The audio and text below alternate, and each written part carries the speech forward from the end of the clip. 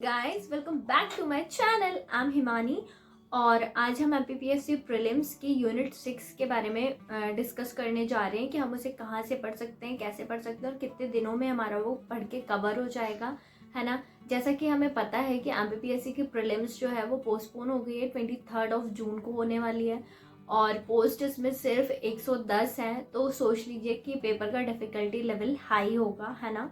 हालांकि ये syllabus change के बाद फर्स्ट टाइम प्री हो रहा है तो ये इजी होना चाहिए। इजी हो भी सकता है लेकिन हमें कोई रिस्क नहीं लेना चाहिए। यूनिट 6 की बहुत ज़्यादा डिमांड आ रही थी कि यूनिट 6 हम कहाँ से पढ़ें, कैसे पढ़ें, उसका कोई सोर्स नहीं है, हमें कोई ऑथेंटिक सोर्स चाहिए है। तो आज हम वही डिस्कस करने वाले हैं, उसमें हमें क्या पढ़ना है, कैसे पढ़ना है। जैसे कि यूनिट 6 में है भारत एवं मध्य प्रदेश की अर्थव्यवस्था, ठीक है। मध्य प्रदेश की अर्थव्यवस्था जो पहले के प्रीलिम्स में होती थी वो एमपी की कोई भी आप एक बुक ले लो, उसमें जितनी इकॉनमी दी है 5 6 7 पेज की उतने में हो जाता था, है ना। लेकिन अभी हमें मध्य प्रदेश की अर्थव्यवस्था को एम्फेसाइज करके पढ़ना पड़ेगा क्योंकि उसका वेटेज अब ज़्यादा हो गया है, ठीक है। और ये यूनिट वैसे काफ़ी स्कोरिंग हो सकती है यदि हम पढ़ें तो, लेकिन भारत के संदर्भ में हमें मध्य प्रदेश की अर्थव्यवस्था पढ़ना है तो थोड़ा सा नया डेटा ऐड होगा, हमें थोड़ा सा डीप में पढ़ना पड़ेगा, ठीक है। तो हम देखते हैं कि हम उसे कैसे पढ़ सकते हैं और बुक मैं आपको लास्ट में बताती हूँ। तो चलिए लेट्स स्टार्ट। हमारा फर्स्ट टॉपिक है भारतीय अर्थव्यवस्था में मध्य प्रदेश की वर्तमान स्थिति। तो इसमें हमें भारत के संदर्भ में मध्य प्रदेश की जो स्थिति है अर्थव्यवस्था में वो हमें पढ़ना पड़ेगा, ठीक है। जैसे कि जीडीपी में मध्य प्रदेश का योगदान कितना है भारत में, विकास दर में मध्य प्रदेश का भारत में कौन सा स्थान है, जीडीपी में प्राथमिक क्षेत्र, द्वितीय क्षेत्र और तृतीय क्षेत्र का योगदान कितना है, कितना परसेंटेज योगदान रहता है तीनों क्षेत्रों का, ये चीज़ें हमें पढ़नी पड़ेंगी। मतलब आपको इसमें फैक्चुअल डेटा पढ़ना है, ठीक है। ज़्यादा से ज़्यादा आपको फैक्ट्स पढ़ने हैं, ठीक है। और फिर मध्य प्रदेश का बजट पढ़ना है जो 2023-24 का आया है, ठीक है। कितनी राशि उसमें आवंटित की गई है, कौन कौन से क्षेत्रों के लिए कितने कितने रुपए उसमें दिए गए हैं। मतलब आपको ये पूरा न्यूमेरिकल डेटा आपको पढ़ना पड़ेगा, ठीक है। और बहुत ज़्यादा टफ नहीं रहेगा वैसे, लेकिन आप एक दो बार रिवाइज करेंगे तो आपको समझ में आ जाएगा। मतलब आपको इसमें मध्य प्रदेश का बजट पढ़ना है फर्स्ट टॉपिक में, ठीक है। और भारत में मध्य प्रदेश का जो जो योगदान है अर्थव्यवस्था में और कौन सी स्थिति में है मध्य प्रदेश भारत के संदर्भ में, ये सारी चीज़ें हमें फर्स्ट टॉपिक में पढ़ना होगा, ठीक है। गरीबी एवं बेरोजगारी में मध्य प्रदेश की स्थिति, नीति एवं योजना आयोग रिपोर्ट 2023 के अकॉर्डिंग, ठीक है। मध्य प्रदेश में कितने परसेंटेज गरीबी है, गरीबी रेखा के नीचे कितने प्रतिशत लोग हैं, ठीक है। कितने प्रतिशत बेरोजगारी है मध्य प्रदेश में, ये सारी डेटा पढ़ना पड़ेगा। फिर मध्य प्रदेश में मानव संसाधन विकास, इसमें शिक्षा एवं स्वास्थ्य मध्य प्रदेश में इसकी क्या स्थिति है वो। फिर उसके बाद तकनीकी एवं कौशल विकास के अंतर्गत मध्य प्रदेश के अंदर क्या किया जा रहा है, ठीक है। और क्या वृद्धि हो रही है इसमें, कितने परसेंटेज की ग्रोथ है, ये सारी चीज़ें। मध्य प्रदेश किन किन चीज़ों में प्रथम स्थान पर है, ये जो फैक्चुअल डेटा है, ठीक है, ये आपको पढ़ना पड़ेगा। मतलब भारत के संदर्भ में मध्य प्रदेश किन चीज़ों में प्रथम स्थान पर है, ये चीज़ तो आपको पढ़नी ही पड़ेगी इसमें, है ना। प्रदेश में जनजातीय समुदाय, ठीक है, ग्रामीण एवं शहरी विकास, इन सारी चीज़ों के जो डेटा है, ठीक है, जो अर्थव्यवस्था से संबंधित हैं, वो हमें इस टॉपिक के अंतर्गत पढ़ना पड़ेगा। सेकेंड टॉपिक हम देखते हैं। तो सेकेंड टॉपिक में मध्य प्रदेश की जनसंख्या हम पढ़ेंगे, ठीक है। तो मध्य प्रदेश की जनसंख्या में ऑलरेडी हम पढ़ चुके हैं, ठीक है। ये वाला जो टॉपिक है पुराना ही है और अच्छी बात ये है कि हमें 2011 की जनगणना के आंकड़े पढ़ना होगा, ठीक है। हाँ, जैसे कि हमें पता है कि हर 10 साल में जनगणना होती है, तो 2011 में जो हुई थी तो अब 2021 में हुई होगी, है ना। तो अभी उसके आंकड़े पब्लिश नहीं किए गए हैं। तो आप ये सोचिए कि आपने जो पढ़ा हुआ है ऑलरेडी आपको वही आंकड़े पढ़ने, इसलिए ये आपके लिए एक प्लस पॉइंट है ना। तो आपको इसमें प्रदेश की कुल जनसंख्या, मध्य प्रदेश में सर्वाधिक जनसंख्या वाले जिले, मध्य प्रदेश में सर्वाधिक क्षेत्रफल वाले जिले, मध्य प्रदेश में न्यूनतम जनसंख्या वाले जिले, न्यूनतम क्षेत्रफल वाले जिले, सर्वाधिक लिंगानुपात, सर्वाधिक साक्षरता दर, ठीक है, फिर सर्वाधिक नगरीय जनसंख्या, न्यूनतम नगरीय जनसंख्या, मतलब जनगणना में जो जो आप पढ़ते हैं वो आपको मध्य प्रदेश की जनसंख्या में पढ़ना है। जनसंख्या घनत्व, सर्वाधिक जनसंख्या घनत्व वाले जिले, न्यूनतम जनसंख्या घनत्व वाले जिले, ठीक है, मातृ मृत्यु दर, शिशु मृत्यु दर, ठीक, अनुसूचित जनजाति प्रतिशत वाले जिले, न्यूनतम अनुसूचित जनजाति प्रतिशत वाले जिले, फिर अनुसूचित जनजाति प्रतिशत वाले जिले। ये जितनी भी चीज़ हम मध्य प्रदेश की जनगणना में हम जो पढ़ते थे, ठीक है, और 2011 के आंकड़ों के मुताबिक वही हमें अभी यहाँ पे पढ़ना है, ठीक है। तो आप ये एक प्लस पॉइंट मान के चलिए कि आपको पढ़ा हुआ ही पढ़ना है अभी, है ना। अच्छा है कि अभी 2021 का डेटा नहीं आया है तो आपको वो नहीं पढ़ना है, इसीलिए मैं तो आपको कहती हूँ कि इसको जितना हो सके ना पढ़ लीजिए, ठीक है, क्योंकि जो नया डेटा आएगा और फिर नए एग्जाम में उसे कवर कर पाना और उसे याद रख पाना थोड़ा मुश्किल होगा। प्रदेश में मानवीय संसाधन विकास में हमें शिक्षा की स्थिति पढ़नी है, ठीक है। एजुकेशन पॉलिसी 2020 पढ़ना है, ठीक है, इसके तहत क्या क्या किया जा रहा है और मध्य प्रदेश पे क्या कदम उठाए जा चुके हैं, ये सारी चीज़ें। फिर शिक्षा से संबंधित योजनाएं पढ़ना है, शिक्षा से संबंधित संस्थाएं पढ़ना है मध्य प्रदेश की। देश में प्राथमिक शिक्षा, माध्यमिक शिक्षा और उच्च शिक्षा से संबंधित आंकड़े हमें पढ़ना है। देश में तकनीकी शिक्षा, मध्य प्रदेश में चिकित्सा शिक्षा, ठीक है, इनसे संबंधित संस्थाएं और इनसे संबंधित जो आंकड़े हैं। मध्य प्रदेश में 2 सेंट्रल यूनिवर्सिटी हैं, उनके बारे में हमें पढ़ना है, ठीक है, कब इस्टेब्लिश हुई वो। मध्य प्रदेश राज्य विश्वविद्यालय सभी के नाम पढ़ना है। फिर मध्य प्रदेश में अभियांत्रिकी विश्वविद्यालय कौन कौन से हैं, कहाँ कहाँ पे स्थित है, इन सब के नाम, स्टैब्लिश ईयर, ठीक है। ये सारा फैक्चुअल डेटा है, हम सब पढ़ चुके हैं, तो वो प्रॉपर हमें यूनिट 6 में पढ़ने के लिए दे दिया है। तो शिक्षा से संबंधित जितनी संस्थाएं हैं और जितनी यूनिवर्सिटीज़ हैं वो सब इनमें कवर हो जाएंगी। फिर मध्य प्रदेश की शिक्षा से संबंधित योजनाएं जैसे आकांक्षा योजना, पंख योजना, स्कूल चले हम अभियान, ये सब कब शुरू हुए, ठीक है, इसके लाभार्थी कौन हैं, किनके लिए ये योजनाएं शुरू की गई हैं, ये सारी चीज़ें हम इस टॉपिक में पढ़ने वाले हैं। इस टॉपिक है मध्य प्रदेश में कौशल विकास, ठीक है। तो कौशल विकास से संबंधित जितनी भी योजनाएं हैं मध्य प्रदेश में जो चलाई जा रही हैं, प्रधानमंत्री कौशल विकास योजना 1.0 से लेके 4.0 तक के जितनी भी आई हैं, 4 चरण इसके आए हैं, उसमें किस किस लोगों को बेनिफिट मिलेगा, ठीक है, उसमें क्या सुविधाएं प्रदान की जाएंगी, ठीक है, और किन लोगों के लिए है ये योजना, ये सारी चीज़ें हमें पढ़ना पड़ेगा। इसी प्रकार बहुत सारी मुख्यमंत्री उद्यम क्रांति योजना, मुख्यमंत्री युवा उद्यमी योजना, ये सारी चीज़ें, है ना। मध्य प्रदेश में कौशल विकास से संबंधित संस्थान स्थापित किए गए हैं। क्रिस्प की स्थापना की गई है 1997 में। फिर इंडस्ट्रियल ट्रेनिंग इंस्टीट्यूट ITI की स्थापना की गई है, ग्लोबल स्किल पार्क, है ना। ये हमें इस टॉपिक के अंतर्गत पढ़ना होगा। इसके बाद अगला जो टॉपिक मध्य प्रदेश में स्वास्थ्य, ठीक है, तो मध्य प्रदेश में इसमें स्वास्थ्य से संबंधित ढांचा, ठीक है, जितनी आधारभूत संरचनाएं इसके लिए तैयार की गई हैं स्वास्थ्य को बढ़ावा देने के लिए, ठीक है। प्रदेश में स्वास्थ्य संबंधित जो त्रिस्तरीय ढांचा है, उप स्वास्थ्य केंद्र, प्राथमिक स्वास्थ्य केंद्र और सामुदायिक स्वास्थ्य केंद्र, ठीक है, इनकी संख्या कितनी है, डॉक्टरों की उपलब्धता कितनी है। मध्य प्रदेश में स्वास्थ्य केंद्रों संबंधित आंकड़ों की जितनी जानकारी है। प्रदेश में प्रमुख स्वास्थ्य संस्थाएं कौन कौन सी हैं, होम्योपैथी महाविद्यालय, आयुर्विज्ञान महाविद्यालय, ये कहाँ कहाँ पे हैं और कौन कौन से संस्थाएं हैं। देश में स्वास्थ्य से संबंधित प्रमुख योजनाएं जैसे अंतरा योजना, दीनदयाल अंत्योदय उपचार योजना।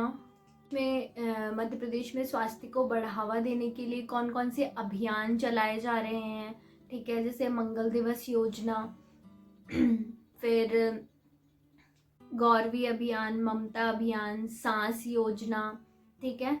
तो जितने भी लोगों को अवेयर करने के लिए जो अभियान चलाए जा रहे हैं वो सारे हमें इसके अंतर्गत पढ़ना होगा स्वास्थ्य वाले पोर्शन में।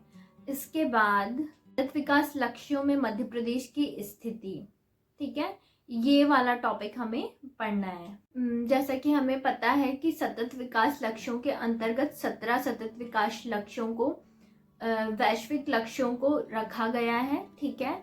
तो हमें ये देखना है कि मध्य प्रदेश में इन लक्ष्यों की प्राप्ति के लिए क्या क्या किया जा रहा है और कैसे किया जा रहा है, ठीक है। तो हमें, और मध्य प्रदेश की स्थिति क्या चल रही है इसमें अभी, तो ये चीज़ हमें पढ़ना पड़ेगा।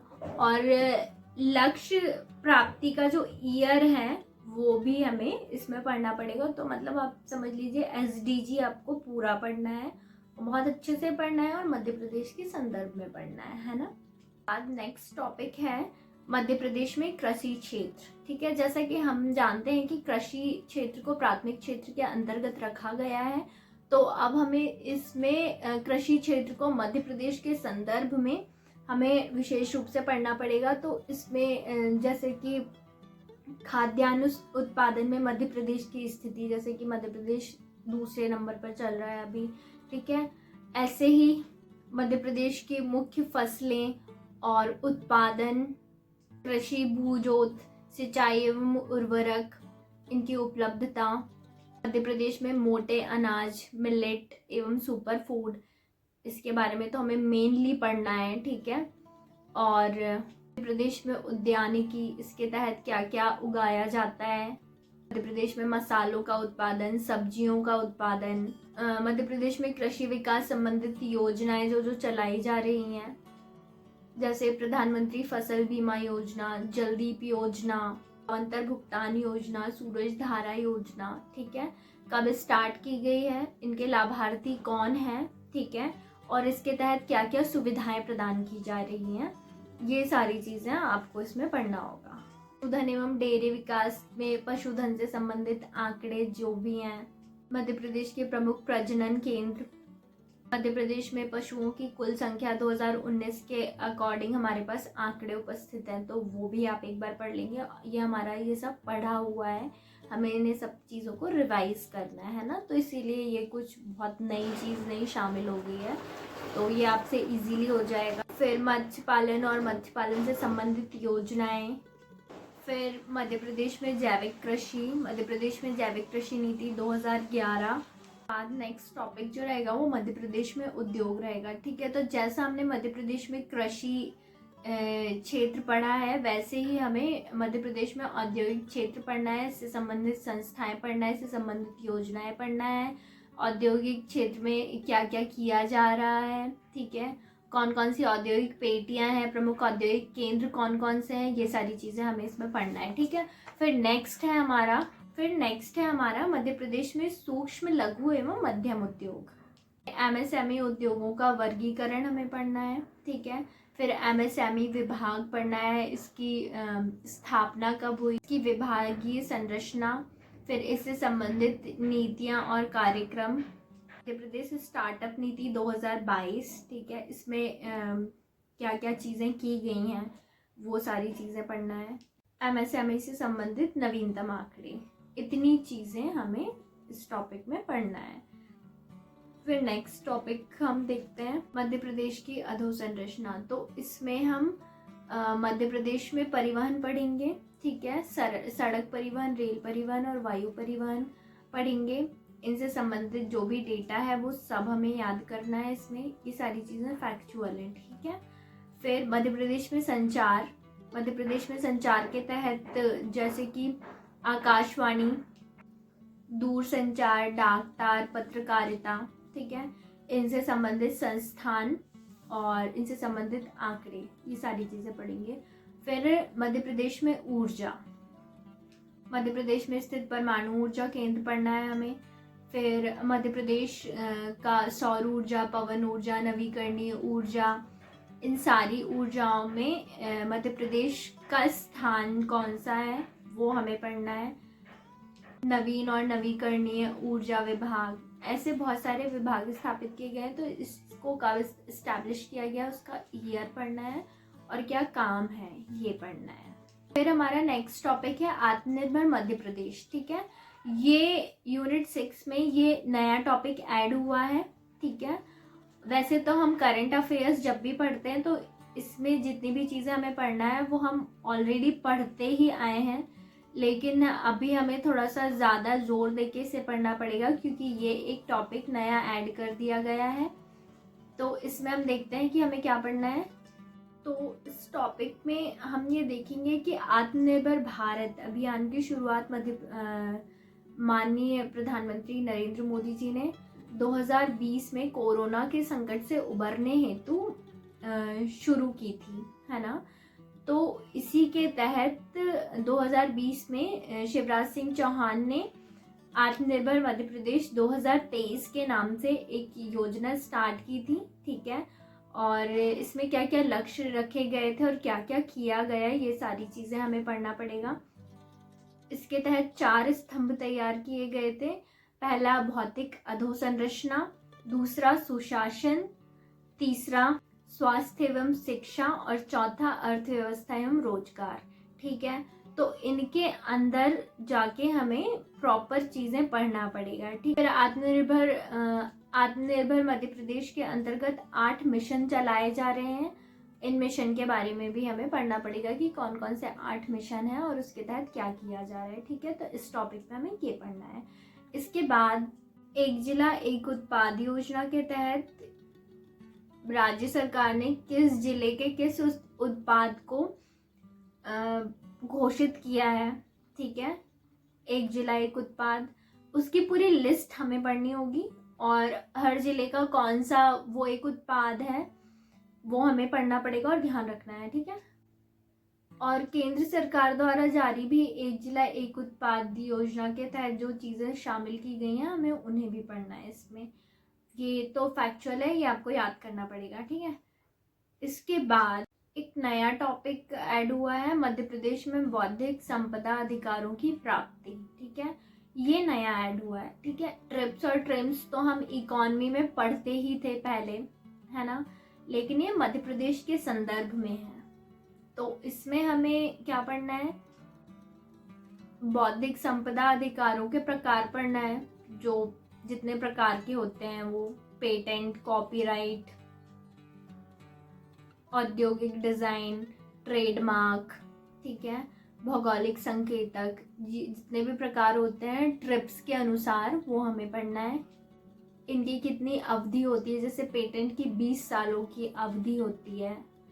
इनके तहत क्या क्या अधिकार प्रदान किए गए हैं, किसे किसे अधिकार प्रदान किए गए हैं, ये सारी चीज़ें हमें इसमें पढ़ना पड़ेगा। मतलब हमें ट्रिप्स पूरा पढ़ना है। ठीक है, फिर उसके बाद विश्व बौद्धिक संपदा संगठन विपो के बारे में हमें इसका एस्टैब्लिशमेंट ईयर, ठीक है, और ये क्या काम करता है ये पढ़ना होगा। बौद्धिक संपदा से संबंधित प्रमुख कानून एवं संशोधन पढ़ने होंगे हमें, और मध्य प्रदेश के संदर्भ में बौद्धिक संपदा अधिकार ये पढ़ना होगा। मध्य प्रदेश को जितने जीआई टैग प्राप्त हुए हैं, किन किन की चीज़ों के लिए प्राप्त हुए हैं, वो किस स्थान से संबंधित है, ये हमें पढ़ना होगा। फिर नेक्स्ट टॉपिक है भारतीय अर्थव्यवस्था की नवीन प्रवृत्तियां। इसमें भारतीय अर्थव्यवस्था के संदर्भ में हमें चीज़ें पढ़नी होंगी। इसमें उदारीकरण, वैश्वीकरण और निजीकरण, ये तीनों चीज़ें पढ़ना पड़ेगा, और इसके तहत क्या क्या कार्य किए गए, ठीक है, कैसे इन्हें इंट्रोड्यूस किया गया हमारी अर्थव्यवस्था में 1991 के सुधारों के तहत, और अभी वर्तमान में क्या किया जा रहा है, ये हमें सब पढ़ना पड़ेगा इसमें। फिर भारत की अर्थव्यवस्था में ही अगला टॉपिक है भारत में कृषि, ठीक है, भारत में उद्योग और भारत में सेवा क्षेत्र। तो जैसा कि हमने मध्य प्रदेश की अर्थव्यवस्था में ये तीनों चीज़ें कवर की थी इसके संदर्भ में, ठीक है, कृषि जो है हमारा प्राथमिक क्षेत्र में आ जाएगा, फिर उद्योग द्वितीय क्षेत्र में आ जाएंगे, और तृतीय क्षेत्र में सेवा क्षेत्र आ जाएगा। तो भारत के संदर्भ में जीडीपी में इनका कितना योगदान है, ठीक है, फिर कृषि के लिए क्या योजनाएं चलाई जा रही हैं, प्रमुख फसलें कौन सी हैं, ठीक है, फिर प्राथमिक क्षेत्र के अंतर्गत जैसे पशुपालन भी आता है, मत्स्य पालन आता है। भारत के संदर्भ में इनके आंकड़े, इनसे संबंधित प्रमुख योजनाएं, ऐसी प्रमुख औद्योगिक संस्थाएं, ठीक है, प्रमुख औद्योगिक नीतियां, और भारत सरकार जो योजनाएं चला रही हैं और उद्योगों को बढ़ावा देने के लिए, वो पढ़ना पड़ेगा, ठीक है। ऐसे ही सेवा क्षेत्र में भी हमें यही चीज़ें पढ़नी है। और प्रमुख योजनाएं तो हमें, मतलब भारत सरकार जितनी योजनाएं चला रही है वो हमें बहुत इम्पोर्टेंटली और बहुत अच्छे से पढ़ना है। फिर नेक्स्ट टॉपिक है वित्तीय संस्थाएं। वित्तीय संस्थाएं में जो हमारी केंद्रीय बैंक है आरबीआई, सबसे पहले हमें उसके बारे में सारा डिटेल में पढ़ना है, ठीक है। वैसे तो हमने ये पढ़ा ही हुआ है, वित्तीय संस्थाएं हम इकोनॉमी में पढ़ चुके हैं, तो ये हमें पढ़ा है, इसे हमें रिवाइज करना है, ठीक है। फिर गैर बैंकिंग वित्तीय संस्थाएं जितनी भी हैं, से भी पढ़ना है हमें इसमें, ठीक है। फिर वाणिज्यिक बैंक पढ़ना है हमें, ठीक है। तो इसके तहत वित्तीय संस्थाओं में जैसे बैंकों का राष्ट्रीयकरण कब हुआ, बैंकों का विलय कब हुआ, फिर रिजर्व बैंक की स्थापना कब हुई, रिजर्व बैंक का राष्ट्रीयकरण कब हुआ, ठीक है, इसके क्या क्या कार्य होते हैं, फिर अनुसूचित बैंक कौन से होते हैं, किस शेड्यूल वाले बैंकों को अनुसूचित बैंक कहा जाता है, इनके क्या कार्य होते हैं। तो बैंकिंग से रिलेटेड जितनी भी चीज़ें हैं वो आपको इस टॉपिक में कवर करना पड़ेगा, ठीक है। बिल्कुल भी मुश्किल नहीं है, सबसे इजी पोर्शन है ये, है ना। तो ये हो जाएगा आपका। फिर विकास बैंक कौन कौन से हैं, जैसे कि औद्योगिक विकास बैंक, ठीक है, कृषि विकास बैंक, आयात निर्यात विकास बैंक, आवास विकास बैंक, ये सारी चीज़ें हमें पढ़ना पड़ेगा। फिर इसमें हमें थोड़ा एसबीआई के बारे में भी पढ़ना होगा, इस्टेब्लिशमेंट कब हुआ था, ठीक है, पहले कितने बैंक आते थे एसबीआई में, अब कितने हैं, कैसे कैसे उनका विलय हुआ। फिर महिला बैंक की स्थापना कब हुई, फिर लीड बैंक योजना क्या है, फिर मौद्रिक नीति क्या होती है। फिर बैंकिंग क्षेत्र में सुधार से संबंधित बहुत सारी समितियों का गठन किया गया था, ठीक है। तो किस सुधार के लिए किस समिति का गठन किया गया था, ये बहुत इंपॉर्टेंट है, बहुत बार आता है, तो इसे ध्यान से पढ़ना है और याद रखना है। इसके बाद नेक्स्ट टॉपिक है भारत में विदेश व्यापार की नीति, ठीक है। तो इसमें हमें भारत की आयात निर्यात नीति जो है उसके बारे में पढ़ना होगा, भारत की विदेश व्यापार नीति क्या है वो पढ़ना होगा, भारत की विदेश व्यापार नीति 2023, ये हमें इम्पोर्टेंटली बहुत अच्छे से पढ़ना है। फिर नेक्स्ट टॉपिक है हमारा G20, ठीक है। जैसा कि हमें पता है कि G20 समिट की मेजबानी भारत ने किया था अभी, तो हमें G20 में जितने भी देश हैं उनके नाम, जो अभी नया सदस्य शामिल हुआ है उसके नाम, ठीक है, इसके पहले वाली समिट कहाँ पे हुई थी, नेक्स्ट समिट कहाँ पे होगी, और G20 समिट जिसकी मेजबानी भारत में की गई थी, ठीक है, उसके प्रमुख सम्मेलन कहाँ कहाँ पे आयोजित किए गए थे, ठीक है, और ये जो समिट है इसके तहत किन क्षेत्रों को बढ़ावा दिया जाता है, ठीक है, ये सारी चीज़ें इसमें पढ़ना है। फिर नेक्स्ट टॉपिक है सार्क या दक्षेस भी बोलते हैं, ठीक है, इसे south Asian association for regional cooperation इसका फुल फॉर्म होता है, ठीक है। और इसकी स्थापना कब हुई थी, इसका उद्देश्य क्या है, इसमें कौन से देश शामिल हैं, सार्क की प्रमुख उपलब्धियां क्या हैं, ये सारी चीज़ें हमें पढ़ना है। फिर इस यूनिट का लास्ट टॉपिक है आसियान, ठीक है, association of south east Asian Nations, ठीक है, इसका फुल फॉर्म है। इसकी स्थापना 1967 में हुई थी। इसमें कितने सदस्य देश है हमें पढ़ना है, इसका क्या उद्देश्य है और इसकी क्या उपलब्धियां हैं, ठीक है, ये सारी चीज़ें हमें पढ़ना है। तो इस टाइप से हम यूनिट 6 पूरे तरीके से पढ़ के कंप्लीट कर सकते हैं। और अब मैं आपको बताने जा रही हूँ कि इसे आपको कहाँ से पढ़ना है, ठीक है। तो मैं अब आप लोगों को यूनिट 6 पढ़ने का सोर्स बताती हूँ। तो मार्केट में जो बहुत सारी बुक्स या चीज़ें आई हुई होंगी, तो मुझे ज़्यादा नहीं पता है। मैंने निर्माणा की बुक ली थी, मैंने निर्माणा की बुक ली हूँ। इसमें सारा कंटेंट दिया हुआ है, इसी सीक्वेंस में दिया हुआ है जैसा मैंने आप लोगों को बताया है, और आपको ऐसे ही पढ़ना है। और इस बुक के बाहर कुछ नहीं जाएगा, ठीक है।